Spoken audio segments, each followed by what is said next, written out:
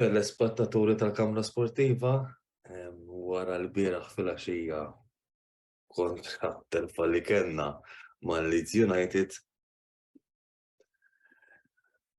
ma tantx nafx kan naqbad ngħid qed naqabla kliem. Sitwazzjoni ta' kriżi,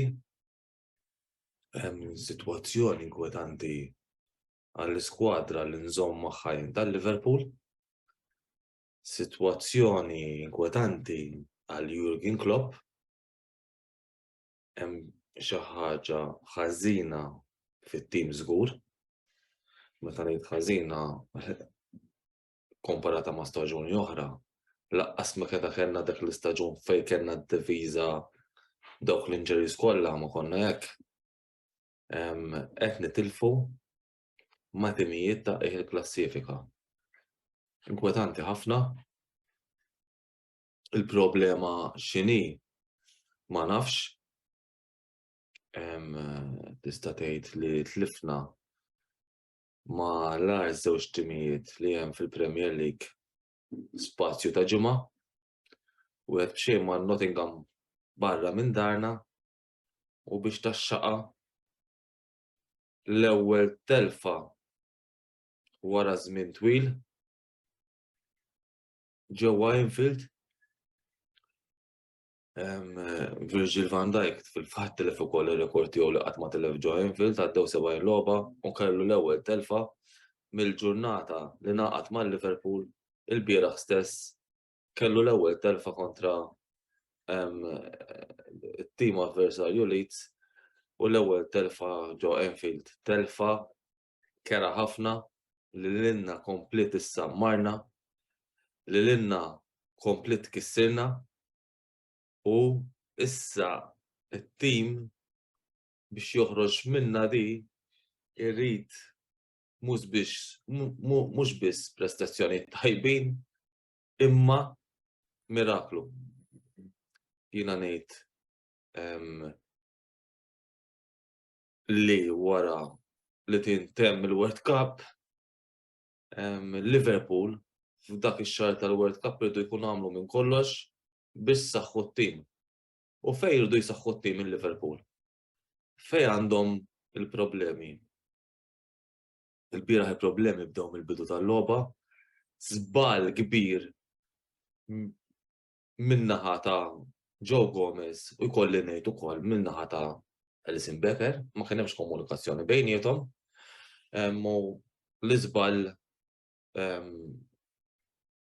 minħabba fih laqatna l-ewwel gowl u minn hemm mill-Leeds ħadu aktar konfidenza bil-futbol li bdew jilagħbu, bdew jippressaw ħafna lil-Liverpool, kienu konsistenti ħafna fil-pressing tagħhom. Il-Liverpool irreaġixxu il-Liverpool irreaġixxu skurjaw ballun permezz ta' Mo Salah, kien cross ta' Andy Robertson, però l-effort li għamlu l-Liverpool tul il-logħba kollha kien hemm okkażjonijiet fejn il-Liverpool kellhom jiskujjaw, però mertu lil man of the match bla dubju ta' xejn ta' fuq ma ħansemmi lil Meisler, għamel madwar 8 saves importanti li ċaħħat il-Liverpool milli jiġbru 3 punti u milli iżommu laqqas biss ġabru punt. Biex taxxaqa żball ieħor fid-difiża fl-aħħar ftit minuti tal-logħba, around the 89th minute, fejn il-Liverpool laqtu t-tieni gowl u hemmhekk tista' tgħid kien l-armument tal-logħba għax tgħid forsi ġġib draw u iżżomm dak ir-rekord li tkun unbeaten ġewwa darek biex reġgħu nġibu dak ir-rekord ħadd tkun naqgħa diffiċli. U tlifna b'dak il-gowl u mbagħad liqlajna mingħand il-Leeds United fl-aħħar minuti tal-logħba. Jack Harrison tal-Leeds United kellu logħba tajba wkoll, Harrison nixtieq infakkar li kien fl-Akademja tal-Liverpool, Harrison ukoll wara li telaq l-Akademja tal-Liverpool mar mal-Akademja tal-Manchester United u nistgħu ngħidu li sab postu bħala titolar mal-Leeds United fejn huwa wieħed mill-istiler tagħhom.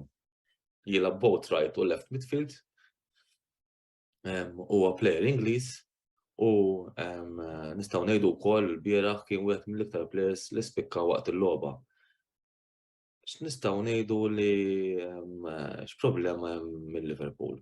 Il-Liverpool jiena għalija personali il-problema tagħhom li waħda mill-problemi tagħhom li għandna li mhux qed ikunu konsistenti fil-performances tagħhom.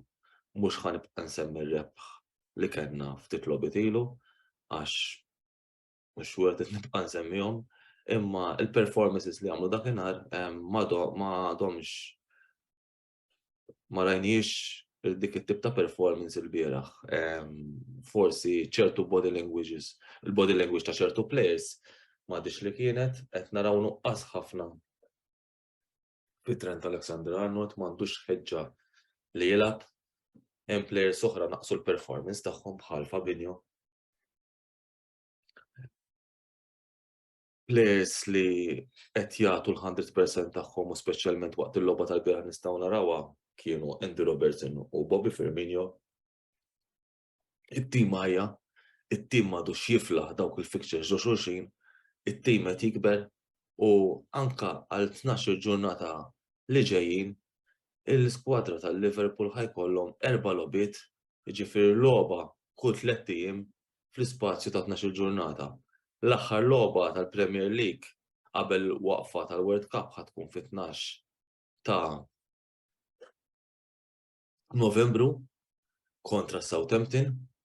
Qabel is-Southampton ħajkollna lit-Tottenham li hija l-logħba li jmiss tal-Premier League, ħajkollna logħba kemm xejn mhux daqshekk stressanti nisperaw kontra d-Derby County li nemmen li Liverpool għandhom iserħu l-players għall-aħħar logħba ta' qabel il-World Cup.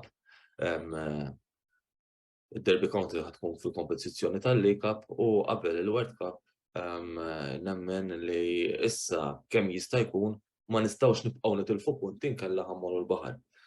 Jiena nemmen li t-tim qed jikber, it-tim mhux qed ilaħħaq ma' training intensiv ta' Jurgen Klopp li nixtieq ngħid apparti li l-players mhux qed ilaħħqu ma' training intensiv ta' Jurgen Klopp hawnhekk qed naraw in-nuqqas u qed inħossu issa nuqqas ta' investiment li għamlu l-Liverpool f'ċertu pożizzjoni speċjalment fil-midfield, il-midfielders għajjanin, il-midfielders ma jistgħux jibqgħu jistennew l-aħjar mill-aqwa plejer li għandhom fin-nofs Thiago Alcantara mhux plejer li qed logħba wara logħba raġun għax ġieli joħroġ b'injuries kif nafu huwa injury prone.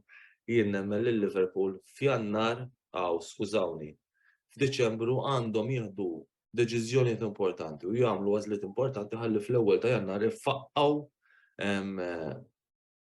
players fejn vera għandna bżonn forsi il-bqija tal-istaġun insalvawh. Għax hekk ħanibqgħu nagħmlu dawn it-tip ta' performances u jibqa' jkollna dawn ir-riżultati nemmen ukoll li ma nidħlu fl-ebda kompetizzjoni tal-Ewropa. Jien ma rridx nemmen b'għajnejja li ġara sa ftit ilu konna qed nilagħbu orajt tlifna 10 logħob wara t-telfan Nottingham Forest irbaħna logħba tajba fiċ-Champions League kontra l-Ajax, issa ġejja logħba tqila nhar it-tlieta jew l-erba' m'iniex ċertament bħalissa kontra Napoli li għaddej minn forma tajba immens. Il-problema tal-Liverpool nerġa' ndur fuq il-problemi tal-Liverpool x'inhuma illum disappuntat nara ħafna mis-supporters Klopp għadu tajjeb. Għadkom temnu fi Klopp. U nsaqsihom is-segwaċi tal-Kamra Sportiva. Jiena meta rajt dik il-mistaqsija li hija imma ma rridx nemmen b'għajnejja li qed naqra. Intom għadkom temnu f'Jurgen Klopp.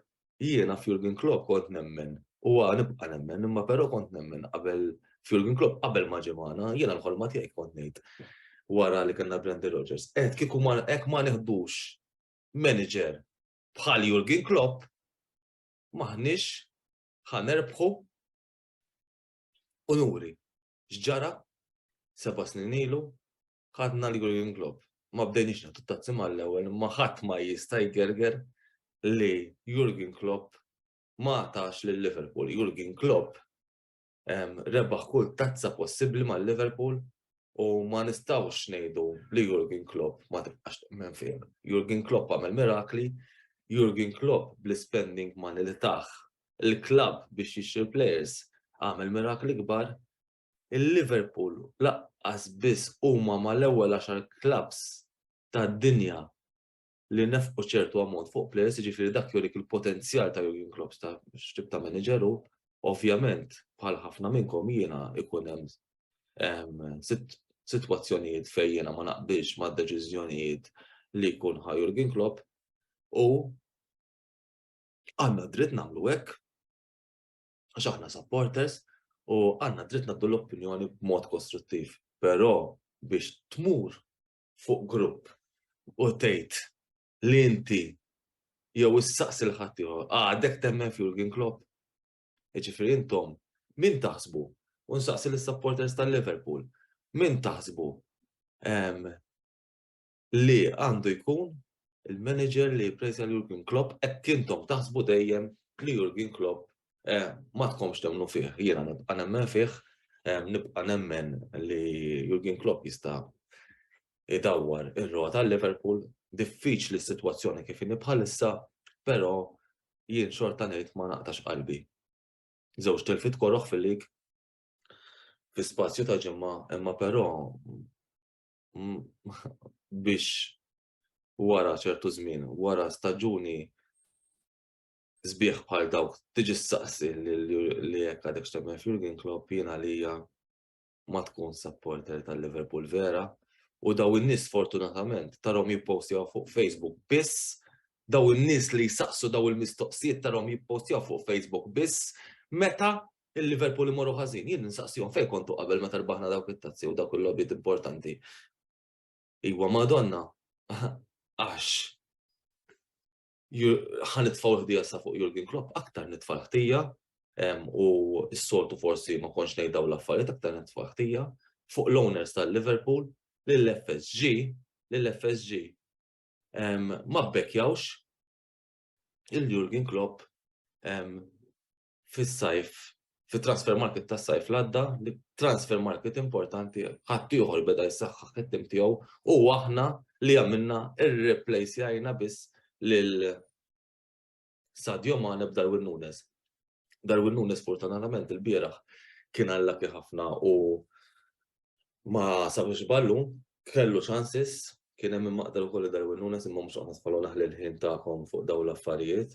Tilef iċ-chances, Darwin Núñez għadu titra l-logħba Ingliża, però nibqa' nsostni u nibqa' ngħid li Darwin Núñez il-potenzjal tiegħu very soon will show his potential u ħajkun nerġa' nibqa' ngħid anke ma jkollniex season staġun wow u ħajkun wieħed mill-aqwa players tal-Liverpool. Jew nkella jkun hemm supporters ukoll jgħidulek isma' Klopp ma tantx fadallu ħajja għax sieħbi kien jgħid Liverpool raħ jiġġieled ma' Dios u Salah. Dal-gideb ma nafx minn fejn ġibuh. Dal-gideb jiena nemmen li bħal dejjem qal u dejjem qala Jurgen Klopp jiena li hu ma jurix hekk forsi jkollu xi problema ma' xi wieħed mit-tim tat-tim, jew nkella jkun hemm xi problema bejn xi membri tat-tim qatt ma ħareġha fil-pubbliku mhux ħajoħroġha.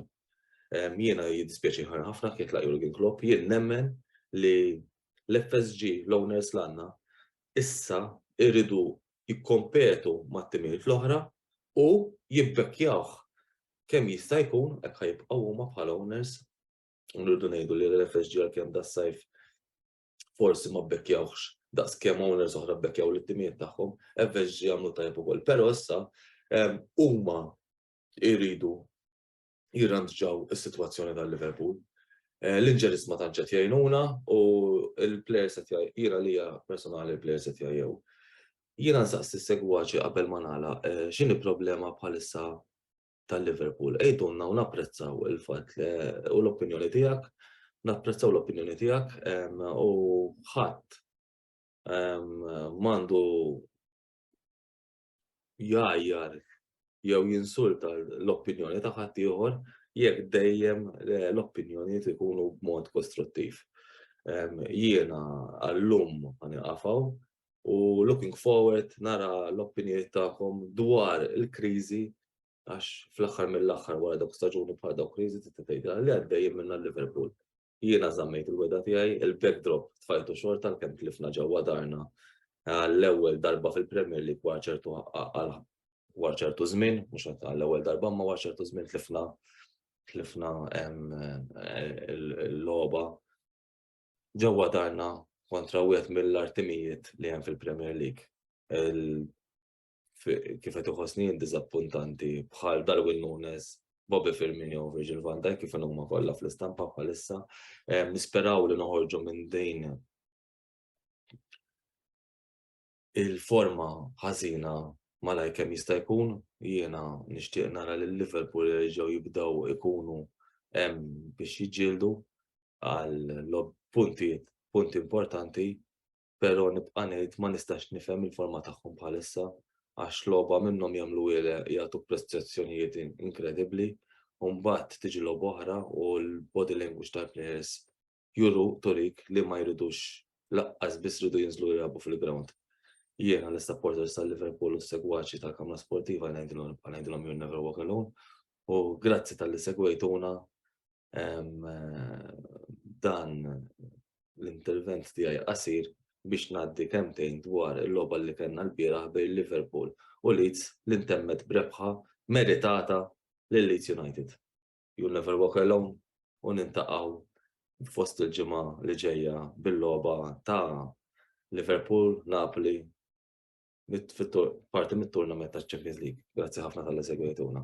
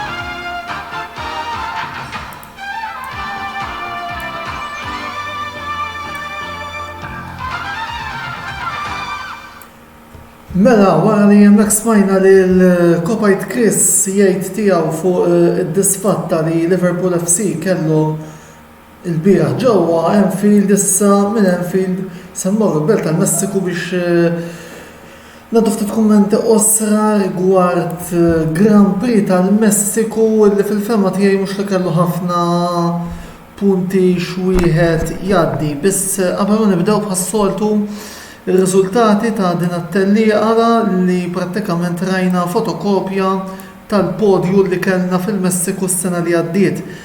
Verstappen jirbaħ fuq Sir Lewis Hamilton, it-tielet mbagħad spiċċa l-idolu lokali Sergio Perez. Imbagħad inkomplu naraw il-żona punti George Russell ir-raba' tnejn tal-Ferrari, Carlos Sainz u Charles Leclerc il-5 u 6. Daniel Ricciardo s-7 post, Esteban Ocon it-8, Lando Norris id-9, Valtteri Bottas l-10. L-aktar leb veloċi tat-tellieqa għamilha George Russell ħin ta' minuta 20.153 George li jagħmel din il-leb fl-aħħar fl-aħħar dawra prattikament għamel dan il-ħin. Mela, kon qegħdin ngħidu mhux li hemm ħafna xi tgħid fuq din it-tellieqa, Verstappen għalkemm fil-fema tiegħi beda bħalma beda sieħbu Perez u bdew it-tnejn tal-Ferrari fost l-oħrajn. Bi-strateġija kemm xejn kurjuża li bdew bil-rotob, telaq tajjeb u mbagħad minn hemm mhux li kellu xi ħafna inkwiet biex jibqa' sejjer lejn rebħa oħra l-14 il-rebħa matul dan l-istaġun prattikament id-disa rebħa fl-aħħar 10 tiġrijiet li kellna u issa ir-rekord ta' rebħiet fi staġun wieħed jinsab totalment għand is-sur Max Verstappen. Jiġifieri s'issa ma tħallx niċċekkja fuq forums imma diġà qed nimmaġina minn ċertu nħawi li ħadibda tinġema' rabja lejn Verstappen għaliex beda jnaqqar ir-records ta' dak li huwa untouchable skont xi ħodd. Insomma, mhux li hemm xi ħafna kif qed ngħidu xi tgħid fuq din it-tellieqa għaliex anki qed naraw ukoll xi kummenti mingħand Joseph Calleja, s-supporter tal-Mercedes, proset lil Hamilton li żamm lil Perez fuq karozza aħjar, iva kemm xi problemi ta' strateġija fejn jidħol Russell, biss lejt mit-tellieqa it-tajr 60 ma kienux l-għażla ideali. Naqbel ma' Joseph, Bernard Mamo tellieqa kwieta kienet kwieta ħafna t-tellieqa. Fil-fatt biex nilagħbu naqra tal-vili naħseb li l-highlight tat-tellieqa kien fid-dawra 65 meta Alonso beda jgħajjad engine u kellu jaqfil għaliex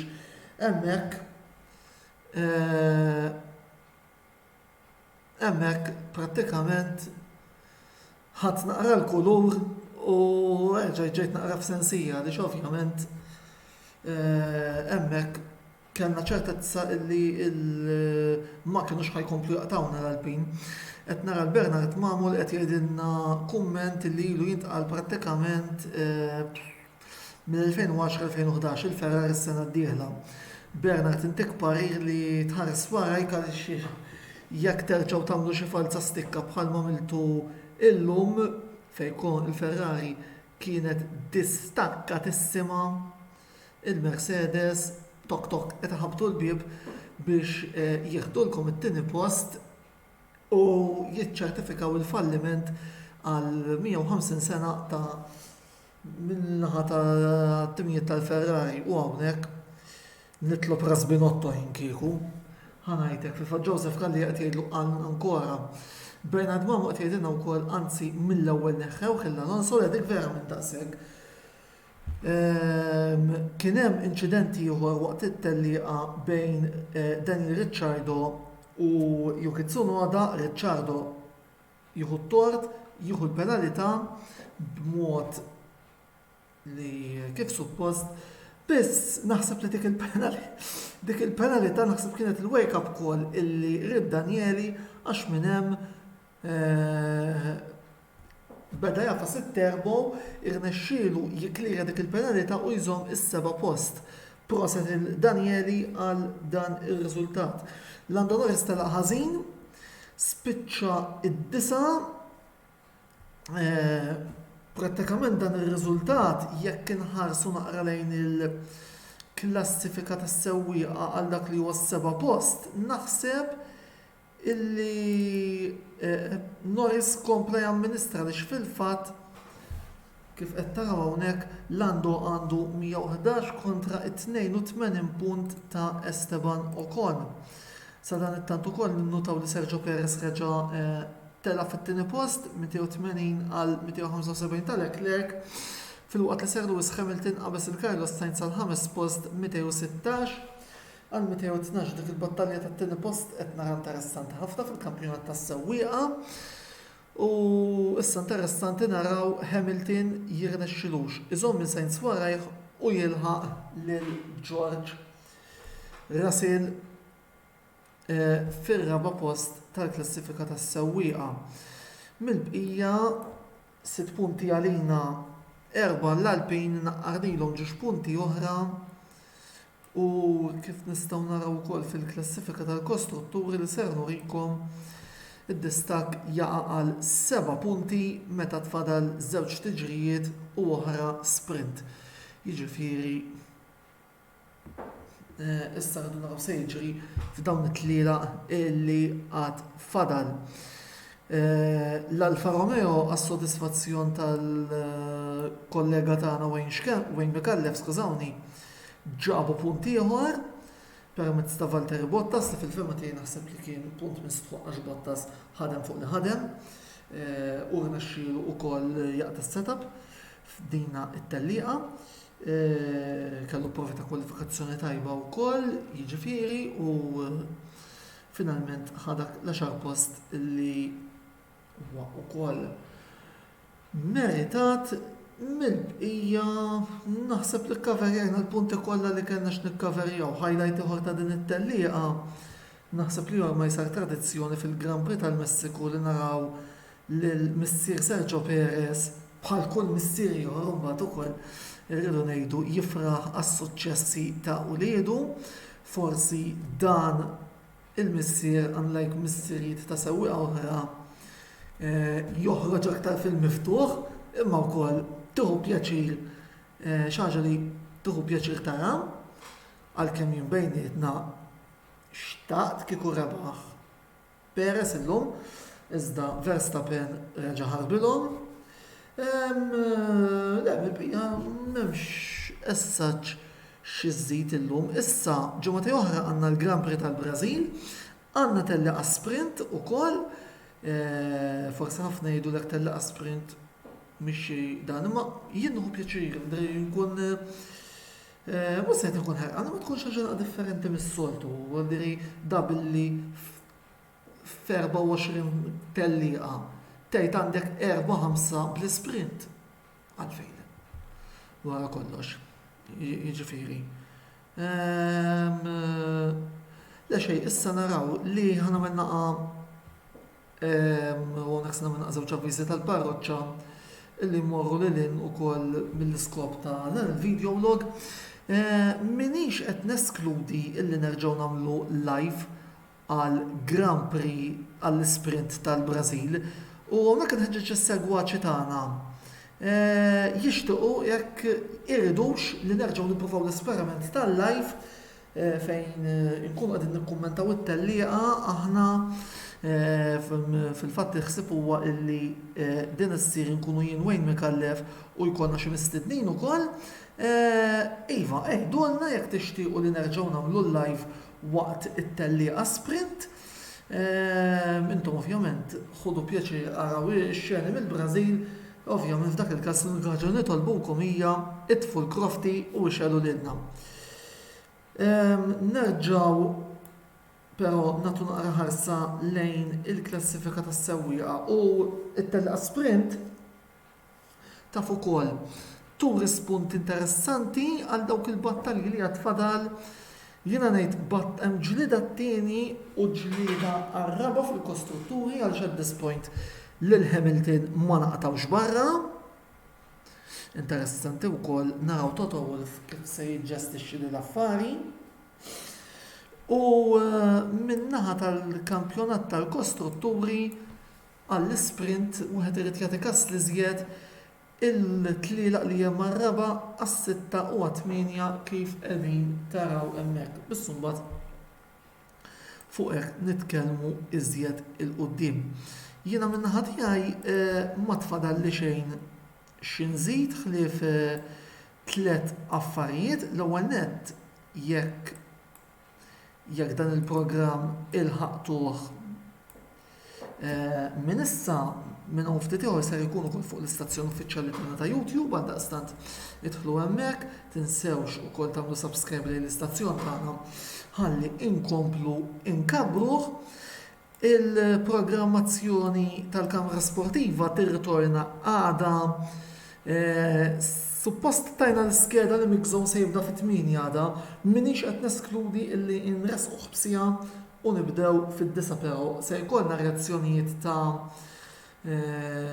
Manchester United West Ham United flimkien ma' Jude Kawki u mbagħad nisimgħu naqra x'għandu xi jgħidilna il-ħabib kbir tiegħi Clayton Zammit iċ-ċomba fuq it-telfa li kisbu Milan ma' Torino.